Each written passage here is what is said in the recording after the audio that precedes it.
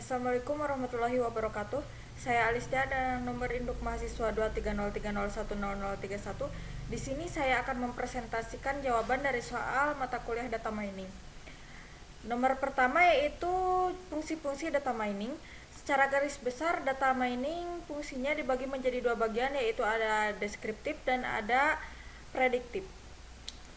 Untuk deskriptif bertujuan untuk memahami data yang sudah ada dengan cara menemukan pola, hubungan, atau karakteristik tersembunyi. Fokusnya adalah menjelaskan apa yang terjadi dalam kumpulan data tersebut agar lebih mudah dipahami oleh manusia. Sementara fungsi prediktif bertujuan untuk membangun model yang dapat memperkirakan nilai atau kejadian di masa depan, yaitu memprediksi. Fokusnya adalah untuk menggunakan data masa lalu untuk menebak apa yang akan terjadi pada data baru atau variabel yang belum diketahui. Lalu pada soal kedua yaitu perbedaan dari fungsi-fungsi data mining. Perbedaan utamanya terletak pada tujuannya dan waktu orientasi datanya. Lalu perbedaannya, tujuan utamanya pada fungsi deskriptif sendiri yaitu untuk menggambarkan karakteristik dan pola yang ada di dalam data, sementara fungsi prediktif yaitu memprediksi hasil atau nilai di masa mendatang. Lalu hasil akhir yang akan ditemukan pada fungsi prediktif yaitu merupakan grafik, pengelompokan atau klaster, dan aturan asosiasi. Lalu pada fungsi prediktif yaitu skor probabilitas, angka estimasi atau label kelas.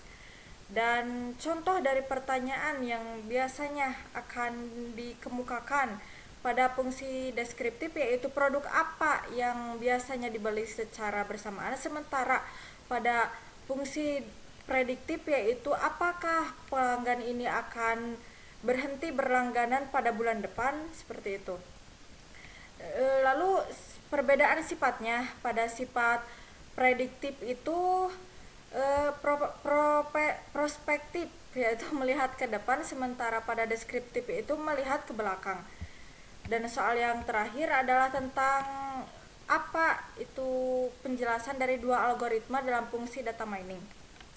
Yang pertama adalah algoritma K-means, yaitu algoritma yang digunakan untuk membagi sekumpulan data ke dalam beberapa kelompok berdasarkan kemiripan karakteristiknya. Dengan cara kerja, algoritma ini mencari pusat kelompok dan jaraknya berdekatan. Proses ini diulang sampai posisi pusat kelompok tidak berubah lagi. Dan untuk algoritma kedua yaitu algoritma C45.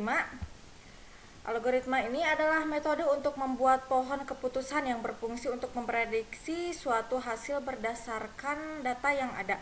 Algoritma ini sangat populer karena konsepnya sederhana, yaitu ia mencari variabel yang paling penting untuk dijadikan pertanyaan utama dan mampu mengolah data angka secara otomatis. Dan algoritma C45 ini juga bisa merapikan cabangnya sendiri agar lebih agar lebih mudah begitu dan tetap akurat dan mudah dipahami, seperti itu. Sekian presentasi dari saya. Mohon maaf masih terdapat banyak kesalahan. Terima kasih. Wassalamualaikum warahmatullahi wabarakatuh.